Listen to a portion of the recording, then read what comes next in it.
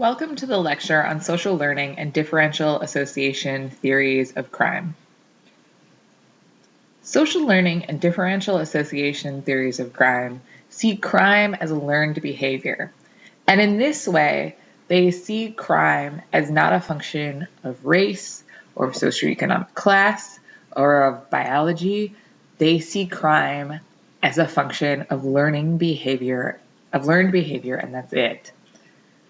So, for example, these theories see the same learning that goes into becoming a white-collar criminal, that one learns how to embezzle from another embezzler and then repeats that knowledge themselves by embezzling money, as the same function where someone learns how to be a member of the gang from an older brother or sister and then repeats that knowledge in their own life by joining a gang and fueling gang-related activity and behavior. It's just a cycle of learned behavior that someone learns from another person, and then at least some of the people that learn that behavior put the learned knowledge into action in their own lives. So there are many different types of crime that we can explain through the lens of social learning and differential association theories, because we can argue that these types of crime are types of crime that are learned from one criminal to someone who ultimately becomes a criminal perpetuating those same types of crime. Edward Sutherland, who died in 1950, was the first to develop social learning theories. This theoretical inheritance was continued by Cressy and Luckenbill. Sutherland was interested in white-collar crime, and his study of criminals who were not poor, so they were not under financial strain, and who had not grown up in communities that were strained, made him think that crime was not the result of some problem that existed in the lower classes. Rather, Sutherland argued that people learned how to be criminals from other criminals. Sutherland termed this learning of crime differential association. He did not specify how this learning happened, however.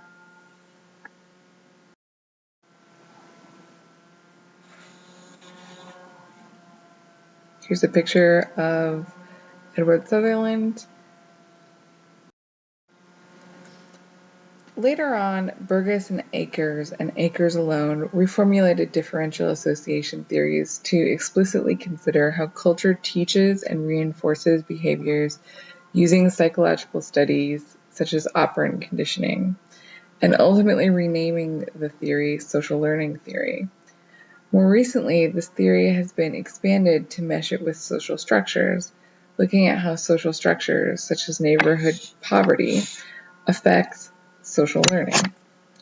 This is to say that social learning and differential association theories both operate on the individual levels, and we will cover both of them in this lecture somewhat separately. Differential association theory has 9 different principles associated with it. The first one is that criminal behavior is learned. The second one is that criminal behavior is learned in interactions with other people through a process of communication. The third part of differential association theory is that the principal part of the learning of criminal behavior occurs within intimate personal groups. This is because Sutherland is from the symbolic interactionist school, and he believes learning definitions concerning one's behavior is crucial to the learning process. He says that although the people we associate with are a key factor in the learning process, our interpretations of their behavior and their expressed attitudes or definitions are the key to determining the probability of committing a crime. The fourth element of differential association theory is that when criminal behavior is learned.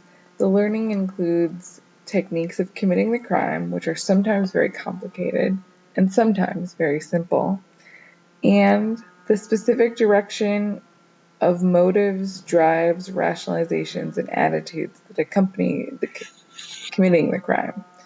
In other words, the motivation to commit crime comes from how a person views legal codes. Individuals who view the law positively will not commit crime. Those who learn to view the law in a negative manner will be more inclined to commit crime. So if you don't respect the law or don't think the law is fair, or hear your friends and your parents talking negatively about the law, you'll be less inclined to respect the law and more inclined to commit crime. Ultimately, whether a person does or does not decide to commit a crime depends on how his or her view of the law stands. For example, a definition of the law favorable to crime would be, it is okay to cheat if you can get away with it. An unfavorable definition to crime would be, cheating is wrong, no matter what.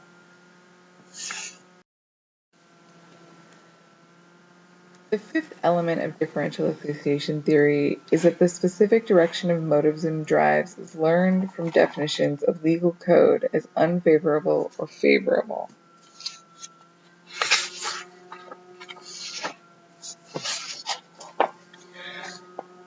The sixth element of differential association theory is that a person becomes delinquent because of an excess of definitions favorable to violating laws over definitions unfavorable to violating laws. This varies along 4 different dimensions: frequency, duration, priority, and intensity. Frequency is how often one is exposed to a definition favorable or unfavorable to crime. Duration refers to the amount of time a person is exposed to a definition. Early definitions take precedence or have more influence over later definitions. Finally, definitions from those we are emotionally attached to have a more intense relationship or a more intense hold over us than other definitions. Definitions will also carry more weight if a person is exposed to them frequently.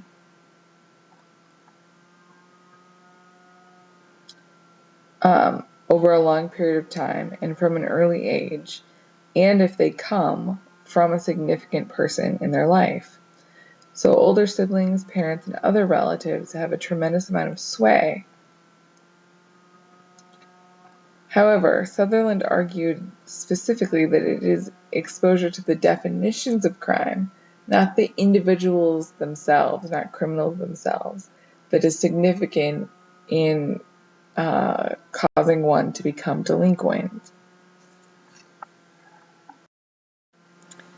Finally, differential associations may vary in frequency, duration, priority, and intensity. The process of learning criminal behavior by association with criminals and anti-criminal patterns involves all of the mechanisms that are involved in any other learning scenario.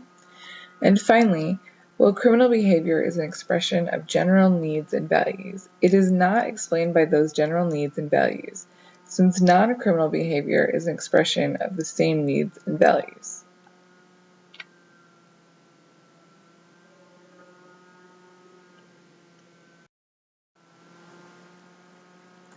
Sutherland envisioned that there would be a formula to predict whether a person would be a criminal based on his or her ratio of definitions favorable to crime relative to his or her definitions unfavorable to crime. He also thought that the definitions could vary crime by crime. In other words, a person could believe that shoplifting was acceptable, but armed robbery was not. He thought that this was due to groups or areas having norms that make law violation okay, like social disorganization theory states, and he termed this differential social organization as the theory utilized both social structures, community characteristics, and social processes, like learning. This also accounted for subcultural differences in crime rates. but the majority of the theory focused on social learning and social processes. Differential association became one of the best known criminological theories, but its concepts are vague. What are, quote, definitions favorable to crime, unquote? How would you even measure them? Do we only learn by seeing others' behavior directly and imitating them? Or can we learn in other ways, like through television or the internet?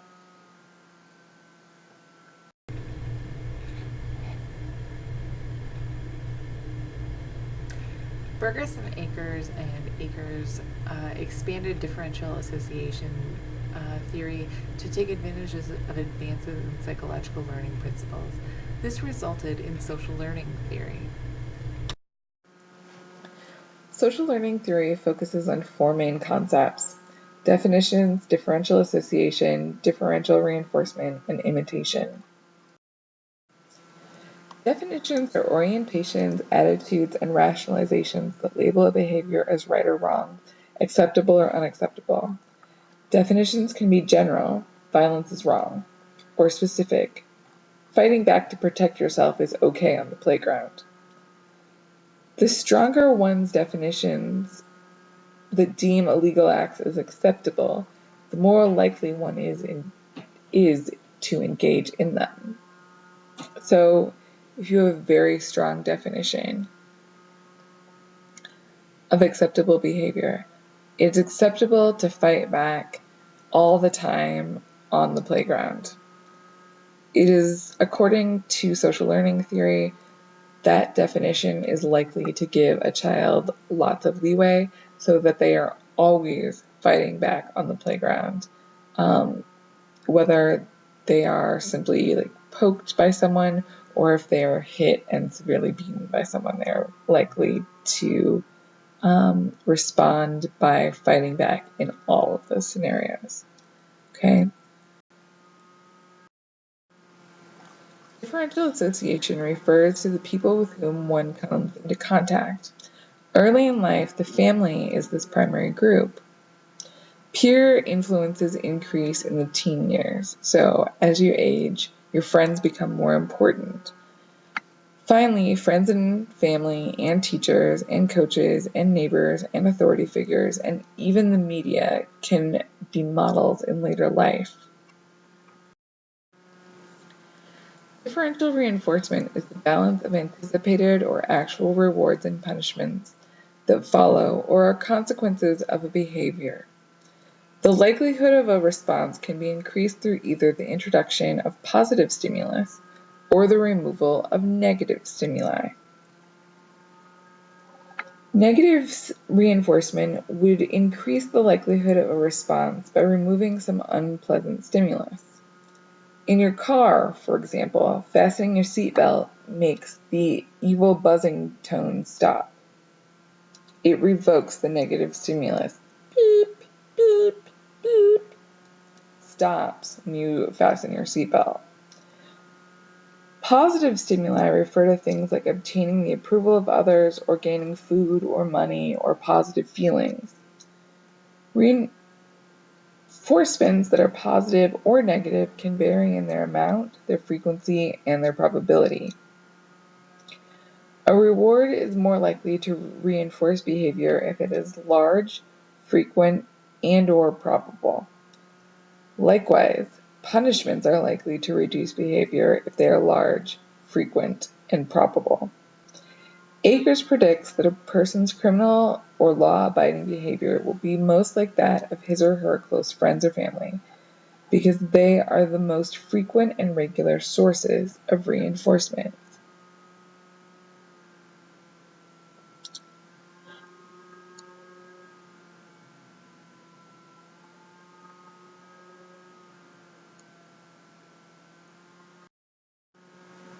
Imitation is another reason our behavior is frequently like that of our friends and family.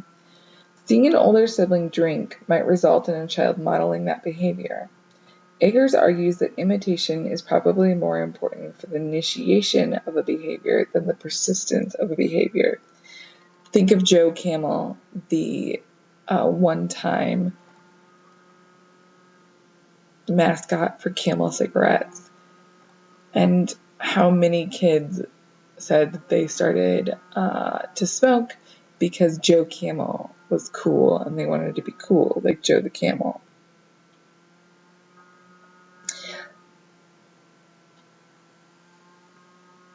This is saying that imitation and Joe the Camel got kids to start smoking.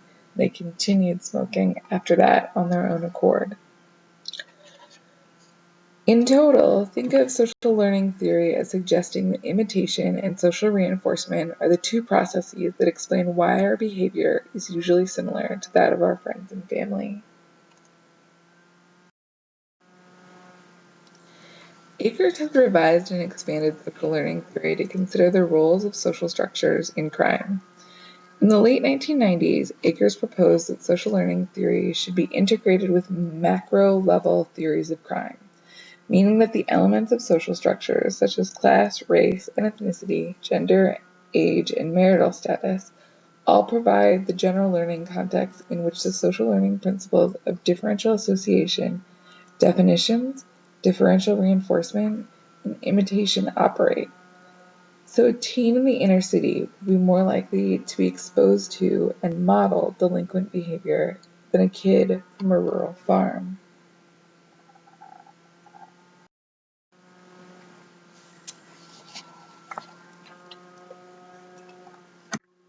Next, we're going to go and talk about concepts and measurement issues in differential association and social learning theories. When we talk about hypotheses of differential association theory, the four main hypotheses of this theory are as follows. Hypothesis 1 is that individuals are more likely to commit crime if they spend time with friends who commit crime. This hypothesis is supported in part by the finding that delinquent juveniles are likely to have friends who are also delinquent juveniles. Hypothesis 2. Individuals are more likely to commit crime if they spend time with family members who commit crime. This hypothesis has been tested by far fewer studies than the first hypothesis. It is much more common for hypotheses and research to look at the relationships of juveniles and juveniles regarding delinquency than it has been for research studies to look at family members and how they are affecting juvenile delinquents deviancy. Hypothesis 3. A person is more likely to be delinquent if he or she is exposed to definitions favorable to crime by friends or family, especially if those definitions are long-standing, frequent, begin early in life, and come from respected sources. And hypothesis 4. The association with delinquent definitions has to precede delinquency rather than follow it. In order for there to be a causal arrow, the association with delinquent definitions has to come before the delinquent behavior. One long-standing criticism is that Sutherland did not specify the content of definitions favorable to crime. Think of what are favorable or unfavorable definitions of crime. How would you know? How would you measure such a thing? Differential association theory states that people will commit crime when they hold definitions that are favorable to crime. But we don't know what those definitions are to a large extent.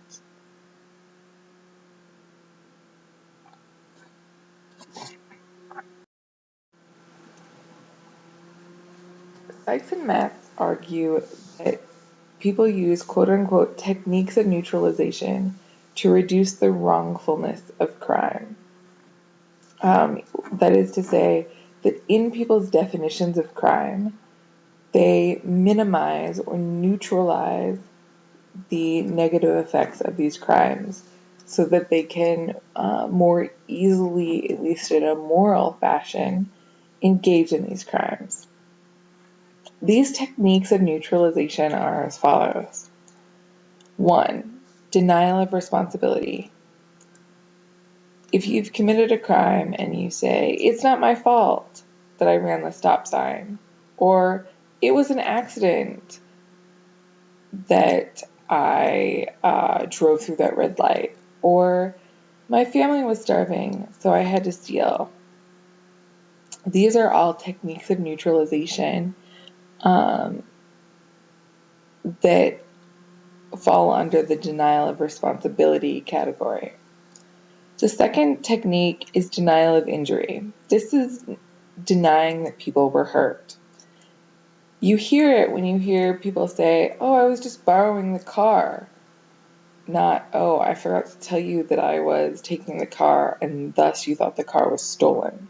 Or, boys will be boys. Girls know that if someone is excusing or trying to excuse sexual violence. The third type of technique of neutralization is denial of victim or victimhood. This type of neutralization comes up when there's a claim that the victim, quote, had it coming, unquote, or ignores the victim's right. When you hear somebody say it was kill or be killed, that's an example of there being a denial of the victim, or, quote, the company makes billions, I can steal $5, unquote. That's another example of denial of victimization. The fourth technique of neutralization is condemnation of the condemner.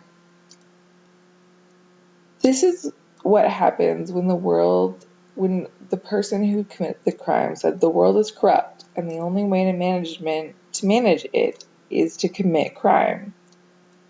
So if you hear someone say, quote, I was never going to be able to get a good job with the system so corrupt, so I had to deal drugs, that's an example of a condemnation of the condemner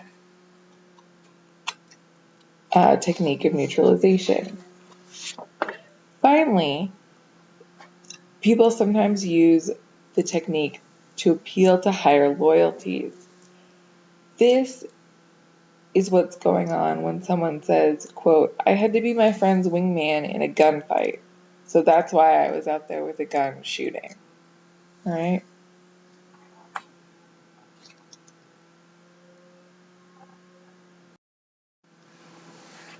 These favorable definitions of crime are not alone. Other researchers have looked at favorable and unfavorable definitions by writing statements about police and laws and asking survey participants which of these statements they agree with. In one study, these statements included, quote, policemen try to give all kids a break, unquote, which is a general statement, and, quote, sales of cigarettes should be outlawed, unquote, which is a specific statement. If a person believes that any law violation is okay, will he or she believe all law violations are okay? If the questions asked are about general crimes, such as policemen try to give all kids a break, or policemen always try to arrest only hardened criminals,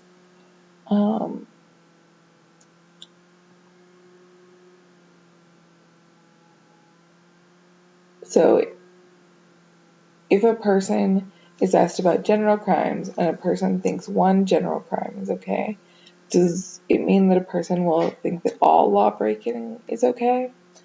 If the crimes a person agrees with are specific and a person disagrees, so a person disagrees with the statement, it is okay for men to have sex with women without the consent of the women involved. That's an example of a specific statement. If someone disagrees with that, does that mean that we are perhaps just asking the wrong questions? That's possible. Can a person find theft to be okay, but armed robbery to be wrong? It's another question. Also, Sutherland predicted crime would happen only when a person has an excess of definitions favorable to crime. So, what is an excess in this case? Also, this means that we need to figure out what definitions are favorable and what definitions are unfavorable to crime. Measure each individual's propensity for each of them, calculate the ratio, and weight each of these definitions based on frequency, duration, priority, and intensity.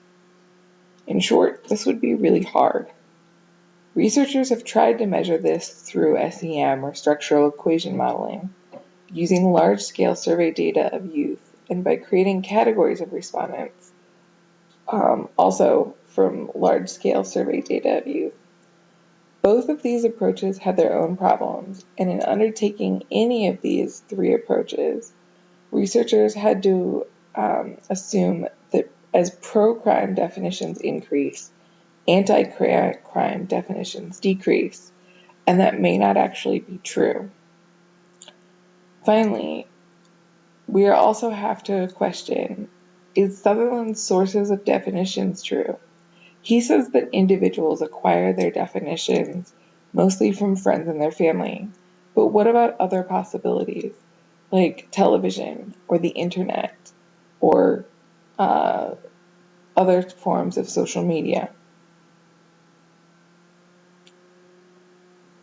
Finally, although many studies claim to test differential association, some test quote-unquote differential association, but do so without having any source or way to measure the definitions of crime. This is a problem because it is a core part of the theory, and if you run into an article that claims to be testing differential associations but does not do any form of measurement of the definitions of crime, be very wary of that article.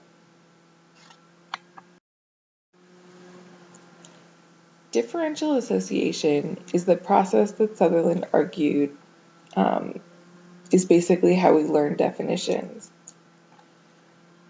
He said one's friends affect what a person thinks about crime and what that person ultimately defines as criminal. Friends model and reinforce behavior. Many studies measure this by asking youths how many crimes each of their friends has committed within the past few months.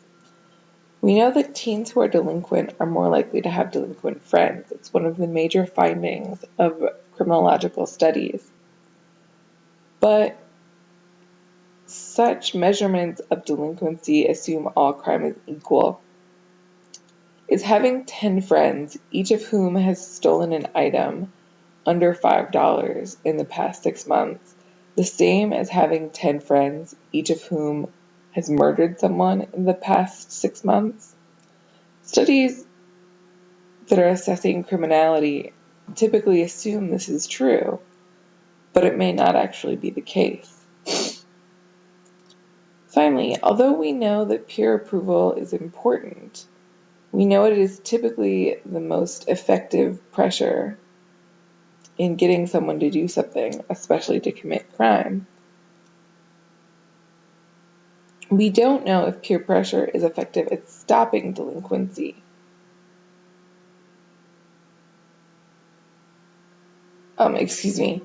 Peer pressure is not, we know that peer pressure is not as effective at stopping delinquency.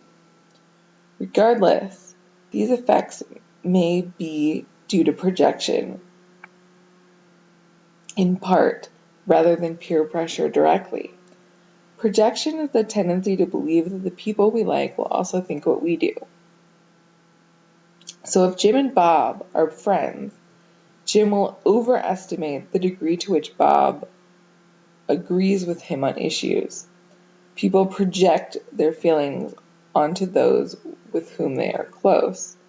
So this means that, for instance, if Cindy and Julie are both in middle school, and Cindy thinks it's cool to steal candy from a teacher, she will automatically assume that Julie thinks that it is cool to steal candy from the teacher too. And although she may say, if she gets caught stealing candy, that Julie pressured her to steal the candy, Cindy may have just been attributing her thought that stealing candy is cool to Julie, and Julie was actually not pressuring her, but Cindy was suffering from overestimation of thinking that her friend was in agreement with her and thus projecting her feelings onto her friend.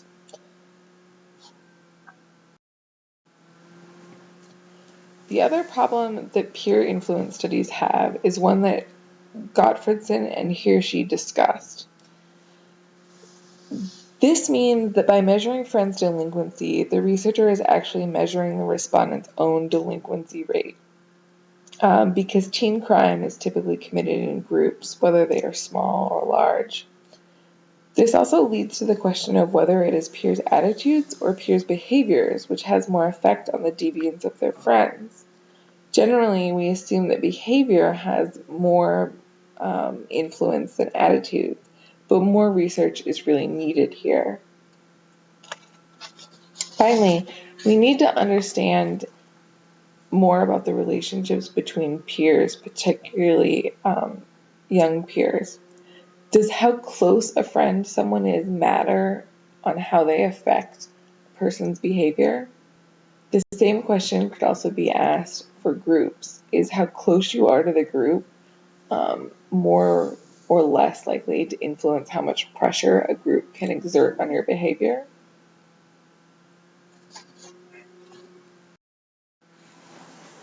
If we flip over now and look at the social learning theory and social learning hypotheses,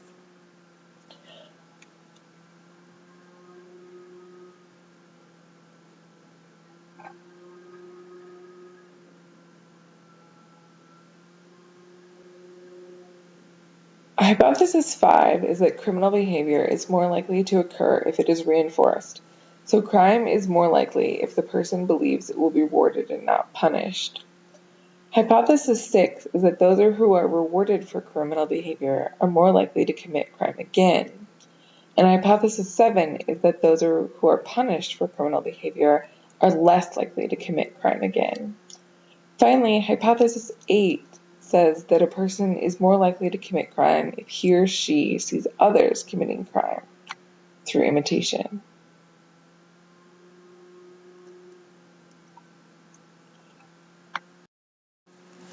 Differential reinforcement is a significant difference between differential association and social learning theories. Aker's social learning theory suggests that crime will be more likely when it is reinforced by friends' reactions and expectations. Most social learning studies try to measure reinforcement and find that when crime is viewed positively, the criminal is more likely to repeat it. Akers finds this through the outcome of a survey of drug and alcohol use by 2,400 students in the Midwest. Other studies have found concurrent findings, but it is problematic that some studies consider positive reactions and other studies consider both positive and negative reactions by those who surround the respondents. Studies need to be consistent in what they measure, whether they're measuring positive reactions or both positive and negative reactions. Studies should also try to measure the non-social effects of criminal behavior, the quote-unquote rush from committing a crime or the effects of doing drugs. Finally, more studies need to examine the effects of imitation. Imitation has been found to have weak effects through studies that look at social learning. We are not quite sure how imitation works. Is it important in learning the crime? Is it key in the beginning to committing crime? We don't know. Better models of differential reinforcement are needed. Originally, imitation was measured through a survey that asked the following. Check yes or no whether your best male friend smokes or whether your best female friend smokes, or both. Later, this has evolved into questions such as the following. How many people do you know and admire parents, friends, and others that you have observed smoking.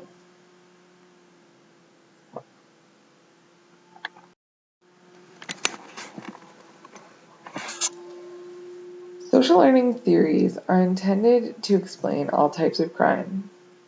But how crime is measured? If stealing a 2-pack of gum is a crime and rape is a crime and they're both just counted as crimes, well, what does that really say about the theory? If you are defining some crime, like underage drinking, into categories, and you've based those categories into 3 parts: alcohol, those who do not try alcohol versus those that try alcohol and just try a little bit of it, versus those that get drunk, and you classify those that try it but don't get drunk as quote-unquote non-criminals, then your definition contradicts legal definitions of crime.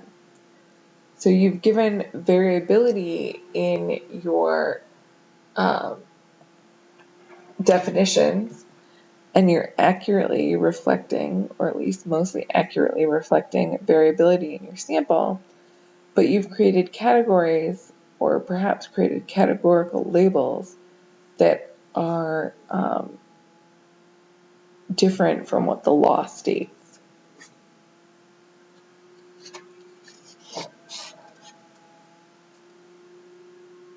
Much of the research on differential association and social learning theories have been done using cross-sectional data.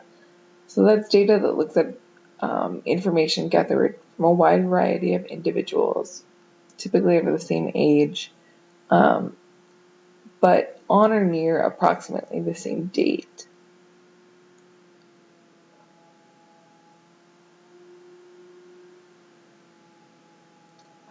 This type of study only gathers data once in a person's life.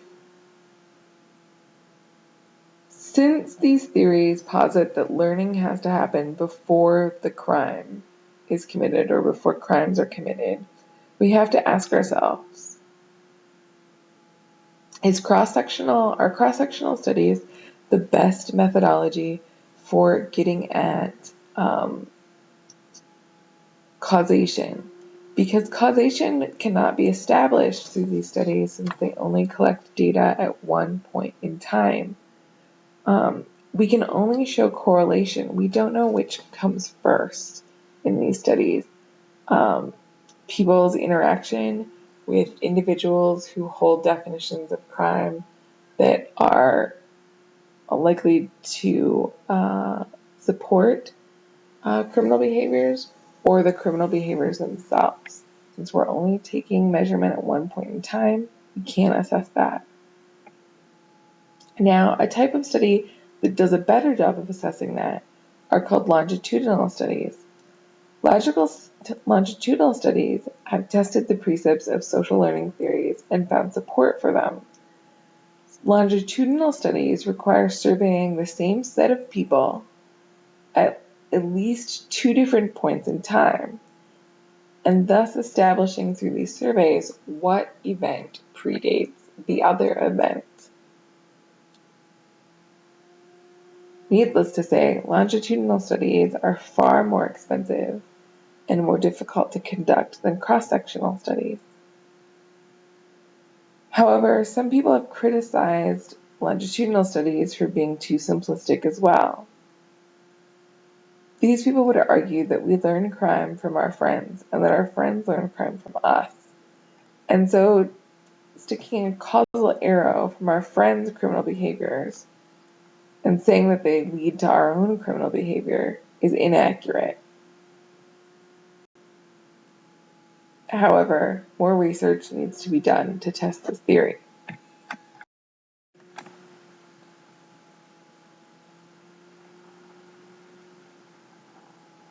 Finally, we need to look at future research avenues. Further research needs to employ modeling strategies that illustrate the dynamic processes of relationships. In other words, modeling strategies that aren't just one directional, that can explain and account for interaction between individuals that goes back and forth. Next, Sutherland's definitions must be clarified and addressed. Also, although it is consistent with social learning theories that juvenile delinquents associate with other juvenile delinquents, other theories could explain this phenomenon as well. Perhaps delinquents seek each other out. Perhaps delinquents provide more opportunities for delinquency. Research needs to clarify the roles of delinquent peers and peer groups in the delinquency process. Research also needs to better measure the impact of delinquent family members on would-be delinquents.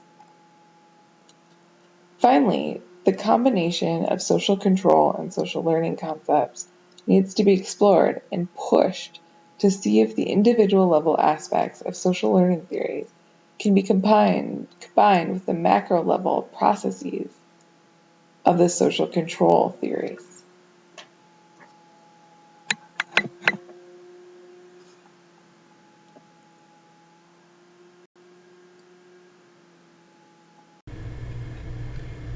The lecture questions for the week are as follows. 1. What are the major concepts of social learning theory? 2. What does Akers' social learning theory add to Sutherland's differential association theory? 3. Why may differential association theory be untestable? 4. What is the Lucifer effect? Why is it important to social learning theory?